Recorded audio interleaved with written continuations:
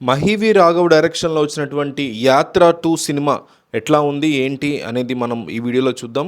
'యాత్ర 2' కంటే ముందు 'యాత్ర 1' గురించి మనందరం ఒకసారి అబ్జర్వ్ చేస్తే వైఎస్ రాజశేఖర రెడ్డి యొక్క చరిష్మాని లెజెండరీ లీడర్‌గా ఆయన చాలామంది చూస్తూ ఉంటారు.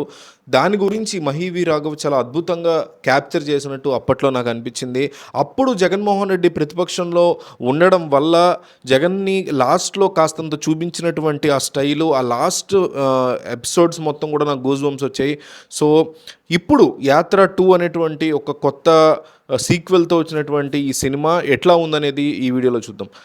వైఎస్ రాజశేఖర్ రెడ్డిగా చేసినటువంటి మమ్ముట్టి 'యాత్ర 1'లో ఎంతో ఎక్సెల్ చేశారు. అసలు ఆయన ఆ క్యారెక్టర్‌లో చాలా అద్భుతంగా, అంటే ఎంత హంబుల్‌గా, పొలైట్‌గా, ఒక గంభీరమైనటువంటి బిహేవియర్తో వైఎస్ రాజశేఖర రెడ్డి ఉంటారో అదే విధంగా మమ్ముట్టి ఇంపర్సనేట్ చేయలేదు. సేమ్ కాపీ కొట్టడమో లేకపోతే ఆ మనిషిని డూప్ లాగా చేయడమో అట్లా కాకుండా నిజంగా ఒక నటుడు ఎంత మంచి మెథడ్ యాక్టర్ అయితే అట్లా తీసుకోగలుగుతాడు. అందులోంచి రాజశేఖర రెడ్డి యొక్క నిజ జీవితంలో జరిగిన వీడియోస్ అవి చూసి మమ్ముట్టి చాలా ఎక్సలెంట్గా 'యాత్ర 1'లో చేశారు. 2లో కూడా కొంత ఉంది, అందులో కూడా చాలా బాగా చేశారు. అయితే జీవ కాస్తంత ఇంకా బాగా చేస్తే బాగుండేది అనిపించింది. కేవలం జగన్ యొక్క మేనరిజమ్స్ని మాత్రమే జీవ ఎక్కువగా ఇది చేసుకోగలిగాడు. అయితే సినిమాలో బిగ్గెస్ట్ హైలైట్ ఏంటంటే 'యాత్ర' సినిమాలో ఉన్న బిగ్గెస్ట్ ప్లస్ పాయింట్ ఈ సినిమాలోని డైలాగులు. ఈ సినిమాలో డైలాగుల గురించి అందరూ మాట్లాడుకుంటున్నారు, ఇంకా మాట్లాడుకుంటారు.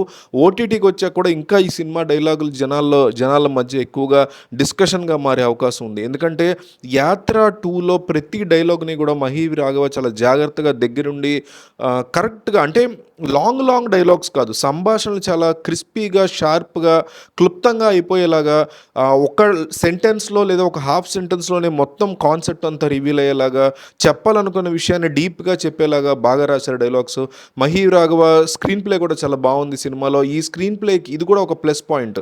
మహీవి రాఘవ యొక్క స్క్రీన్ ప్లే, అట్లాగే ఈ సినిమాలో డైలాగ్స్ ప్లస్ పాయింట్. ఇంకొక ప్లస్ పాయింట్ ఏంటంటే ఈ స్క్రీన్ ప్లేకి సంతోష్ నారాయణ ఇచ్చినటువంటి మ్యూజిక్ ప్లస్ పాయింట్ కింద చెప్పుకోవాలి. ఎన్నో హై మూమెంట్స్ ఉన్నాయి సినిమాలో. ఎస్పెషల్లీ వైఎస్ రాజశేఖర రెడ్డిని, వైఎస్ జగన్మోహన్ రెడ్డిని ప్రాణంగా ఇష్టపడే వాళ్ళు చాలామంది ఉంటారు ఆంధ్రప్రదేశ్, తెలంగాణలో, తెలుగు వాళ్ళకి హై ఇచ్చే మూమెంట్స్ చాలా ఉన్నాయి సినిమాలో. ఆ మూమెంట్స్లో సంతోష్ నారాయణ చాలా పర్ఫెక్ట్ బ్యాక్గ్రౌండ్ మ్యూజిక్ ఇచ్చాడు. వైఎస్ రాజశేఖర రెడ్డి చనిపోయినటువంటి సన్నివేశాలు కావచ్చు, జగన్మోహన్ రెడ్డి తన పాదయాత్రను తీసుకొచ్చిన సన్నివేశం కావచ్చు, వైఎస్ రాజశేఖర రెడ్డి, వైఎస్ జగన్ ఒకేసారి తెర మీద, అంటే మమ్ముట్టి అలాగే జగన్మోహన్ రెడ్డి ఇద్దరు కూడా తెర మీద కనిపించేటువంటి సన్నివేశాలను కూడా చాలా అద్భుతంగా రాసుకున్నారు డైరెక్టర్. దానికి సంతోష్ నారాయణ మ్యూజిక్ చాలా ఎక్సలెంట్గా సరిపోయింది. వైఎస్ రాజశేఖర్ని ఇష్టపడేవాళ్ళు వైఎస్ జగన్ని అట్లాగే ఇష్టపడేవారు. వైసీపీకి అభిమానులుగా ఉండే వాళ్ళకి ఈ సినిమా ఫుల్ మీల్స్ అని చెప్పుకోవచ్చు. వాళ్ళు విపరీతంగా ఈ సినిమాని ఎంజాయ్ చేస్తారు, అందులో ఎటువంటి సందేహం లేదు. వాళ్ళు ఏదైతే కోరుకుని థియేటర్కి వెళ్తారో అటువంటి గూస్ బంప్స్ సీన్స్ని ఎక్కడ కావాలంటే అక్కడ ప్లేస్ చేసుకుంటూ వెళ్ళాడు డైరెక్టర్. అది చాలా బాగా వర్కౌట్ అయిందని చెప్పుకోవచ్చు. అయితే ఈ సినిమాలో నెగిటివ్స్కి వచ్చేసరికి సెకండ్ హాఫ్ ఫస్ట్ హాఫ్ ఉన్నంత గ్రిప్ లేదు. ఫస్ట్ హాఫ్ చాలా టైట్గా, చాలా టఫ్గా, స్టబ్బర్న్గా తీశాడు సినిమాని. చాలా ఇంట్రెస్టింగ్గా అనిపించింది. అయితే సెకండ్ హాఫ్కి వచ్చేసరికి ఎక్కువగా మనకు తెలిసిన సన్నివేశాలే. వైఎస్ రాజశేఖర రెడ్డి మరణం, తర్వాత సిబిఐ కేసులు, ఆ తర్వాత నడిచినటువంటి పాదయాత్ర, అందులో వచ్చిన ఇబ్బందులు, వాటిని ఒక డ్రమాటిక్ మూమెంట్స్లో క్యాప్చర్ చేయకుండా ఎక్కువగా డాక్యుమెంటరీ లాగా తీయడం వల్ల సెకండ్ హాఫ్ కాస్త డల్ అనిపిస్తుంది. కాస్త ఎక్కువ డల్ అనిపిస్తుంది. క్లైమాక్స్ మాత్రం మళ్ళీ స్టాండ్ అవుట్ అన్నట్టుగా నాకు అనిపించింది. సో వైఎస్ రాజశేఖర రెడ్డిని కానీ, వైఎస్ జగన్మోహన్ రెడ్డిని కానీ విపరీతంగా ఇష్టపడే వాళ్ళకి, వైసీపీ పార్టీని బాగా ఇష్టపడే వాళ్ళకి మాత్రం ఈ సినిమా మస్ట్ వాచ్. వాళ్ళందరికీ ఈ వీడియోని షేర్ చేయండి, వాళ్ళకి బాగా నచ్చుతుంది సినిమా. సో డెఫినెట్లీ వెళ్ళమని చెప్పండి, ఈ వీడియోని షేర్ చేయండి. అట్లాగే నార్మల్ ఆడియన్స్కి వన్ టైం వాచ్ లేదా ఓకేష్ వాచ్ లేదా అంత కంపల్సరీ చూడాల్సినటువంటి సినిమా కాదు. ఓటీటీలో వస్తే వెయిట్ చేసి అప్పటి వరకు చూడొచ్చు. ఎందుకంటే అఫ్కోర్స్ జగన్ని ఇష్టపడిన వాళ్ళకి, వైఎస్ఆర్ని ఇష్టపడిన వాళ్ళకి, టీడీపీ లేదా జనసేన ఇలాంటి వాళ్ళకి అసలు అనవసరం, ఈ సినిమా చూడాల్సిన అవసరం లేదు, రికమెండెడ్ కాదు.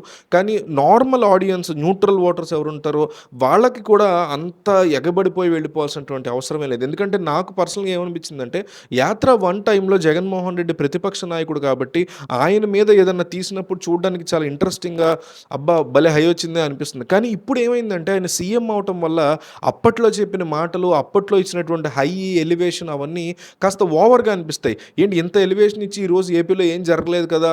అనేటువంటి ఒక ఫీలింగ్ మనకి డెఫినెట్‌లీ వస్తది. నాకు అదే ఫీలింగ్ వచ్చింది. సో, సెకండ్ హాఫ్‌లో ఉన్న సినిమాలో ఉన్న ఇంకొక మైనస్‌లో నేను చెప్పడం మర్చిపోయాను. ఎలివేషన్స్, ఓవర్ ఎలివేషన్స్ ఉన్నాయి. కొన్ని చోట్ల నేరేషన్‌లా కాకుండా కాస్త ఎలివేటెడ్ సీన్స్ కూడా వాడుకున్నారు. అది కూడా ఒక నెగెటివ్‌గా చెప్పుకోవాలి. సో, ఓవరాల్‌గా జగన్‌ని గాని, వైసీపీని గాని, రాజశేఖర రెడ్డిని గాని ఇష్టపడే చిన్నవాళ్ళైనా, కుర్రాళ్ళైనా, పెద్దవాళ్ళైనా, లేడీస్ అయినా వాళ్ళందరికీ బాగా నచ్చుతుంది సినిమా. మిగతా వాళ్ళు లైట్ తీసుకోవచ్చు. సో, అలా నచ్చే వాళ్ళకి డెఫినెట్‌లీ ఈ వీడియోని షేర్ చేయండి. వాళ్ళు మీకు చూసొచ్చి థాంక్స్ కూడా చెప్తారు సినిమా చూసాక.